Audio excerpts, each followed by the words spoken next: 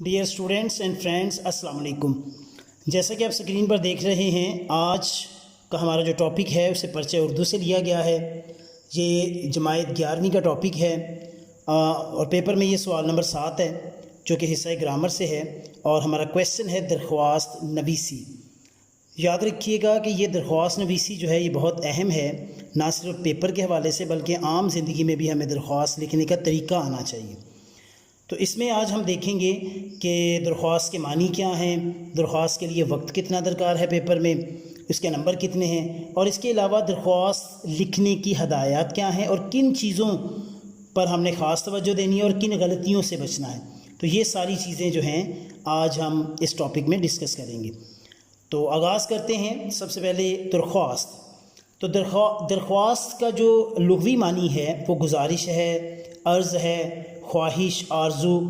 और इस्तिलाही माने में देखा जाए तो इसका मतलब होता है किसी इनफरादी या इज्तमाई मसला को किसी हाकम या मजाज अफसर के सामने पेश करना। जहाँ तक ज़िक्र है इसके करने का जो तरीक़ाकार है वो कुछ यूँ है कि जब भी दरख्वास्त लिखनी है सबसे पहले इस चीज़ का ख्याल रखना है कि हमने दरख्वास्त जो है वो नए सफ़े पे लिखनी है।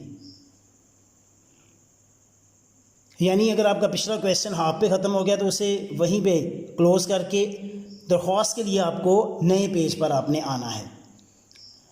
तो जब दरख्वास्त लिखनी है, यहाँ पे मैंने सवाल नंबर 7 लिखा है, अंडरलाइन किया है। उसके बाद दरख्वास्त नवीसी है जो मेन हेडिंग है और ये मैं दरख्वास्त लिख रहा हूँ कि प्रिंसिपल साहब के नाम जुर्माना माफ़ी के लिए दरख्वास्त। और अब चाहें तो इस लाइन को छोड़ भी सकते हैं।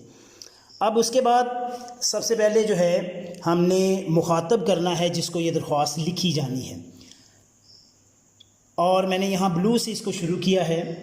तो जो भी हमारा हाकम या जो कह सकते हैं हाकम मजाज या कोई ओहदेदार है जिसको ये दरख्वास्त लिखी जाती है, सबसे पहले हम उसको मुखातब करते हैं। तो मुखातब करने का तरीक़ाकार है बखिदमत जनाब प्रिंसिपल, जैसे यहाँ पे प्रिंसिपल साहब के नाम है तो, या फिर हम बखिदमत प्रिंसिपल साहिब। ये नहीं कर देना बखिदमत जनाब प्रिंसिपल साहिब, तो ये डबल करने से गलती हो जाती है। तो सबसे पहले हमने लिखना है, मुखातब करना है जी जिसको दरख्वास्त लिखी जा रही है, बखिदमत जनाब प्रिंसिपल। उसके बाद हमने ये कह सकते हैं कि एक सख्ते की अलामत लगाई है। उसके बाद गवर्नमेंट डिग्री कॉलेज। अब यहाँ पे किसी भी जब हमने पेपर में करना है तो किसी प्राइवेट कॉलेज का नाम या हमने पता नहीं लिखना। गवर्नमेंट कॉलेज ज़ाहिर जगह जगह होते हैं, कोई भी हो सकता है, तो गवर्नमेंट डिग्री कॉलेज। और उसके बाद फिर हमने ये सख्ता की अलामत लगाई है। उसके बाद अलिफ के बाद हमने कह सकते हैं ये फुल स्टॉप, बे के बाद फुल स्टॉप, जीम के बाद हमने फुल स्टॉप लगाया। अब यहाँ पर ये शहर का नाम है जिसको हमने हज़फ करना है, इसलिए अली बे जीम लिखा है। इसके बाद हमने उन्वान जो है उसको लिखना है। उन्वान लिखते हुए इस चीज़ का ख्याल रखना है कि उन्वान हमारा मुख्तसर और जामे होना चाहिए। तो उन्वान जो है जैसा कि ये है दरख्वास्त बराए जुर्माना माफ़ी। अब यहाँ पर ये चीज़ देखिएगा कि ये दोनों मेन हेडिंग्स हैं, यानी मेन चीज़ें हैं। तो मैंने इसको कट वाले मार्कर से लिखा है, ये 604 वाले मार्कर से लिखा गया है। और इसके बाद मैंने एक लाइन छोड़ी है। लाइन इसलिए छोड़ी है कि अगर ये मैं साथ लिखूँगा तो ये बहुत करीब और इतने अच्छे नहीं लगेंगे। हाँ, अगर आप करीब लिखना चाहें तो आप एक कट वाला पेन होता है डॉलर का 717, उसको यूज़ करें। उसका पॉइंट इससे भी बारीक होता है, तो वो आपको लाइन छोड़ने की फिर ज़रूरत पेश नहीं आती। इसके बाद आप मार्कर से ही जनाब आली का वर्ड जो है लिखेंगे और उसके बाद ये नदाइया की जो अलामत है इसको आपने ज़रूर लगाना है। अच्छा, यहाँ ये चीज़ याद रखिएगा, जनाब आला नहीं लिखना, जनाब आलिया लाम ये है या इस तरह नहीं लिखना, जनाब आलिया आपने इसी तरह से लिखना है। अब इसके बाद हमने क्या करना है कि जो दरख्वास्त लिखी जानी है वो पैराग्राफ की सूरत में लिखनी है और पैराग्राफ में इसका आगाज़ होगा, असल मुद्दा बयान किया जाएगा और इख्तिताम होगा। तो जब हमने आगाज़ करना है तो आगाज़ का अंदाज़ क्या होता है, मुअद्दबाना होना चाहिए। जैसे यहाँ पर मैंने लिखा है नहायत एहतराम से गुजारिश है, आप मुअद्दबाना गुजारिश है, नहायत अदब से गुजारिश है, इस तरह से आप लिखेंगे। और उसके बाद फिर आप जो आपकी असल सिचुएशन है उसको आप बयान करेंगे। दूसरे लफ्ज़ों में जो हमारी दरख्वास्त का मुद्दा है या तमहीदी कलमात हैं उसको लिखेंगे, या हमारी दरख्वास्त का जो मकसद है उसको हमने लिखना है। याद रखिए कि अगर हमारा मुद्दा जो है वो लंबा हो तो फिर हम उसको 2 या 3 पैराग्राफ के अंदर कन्वर्ट करेंगे।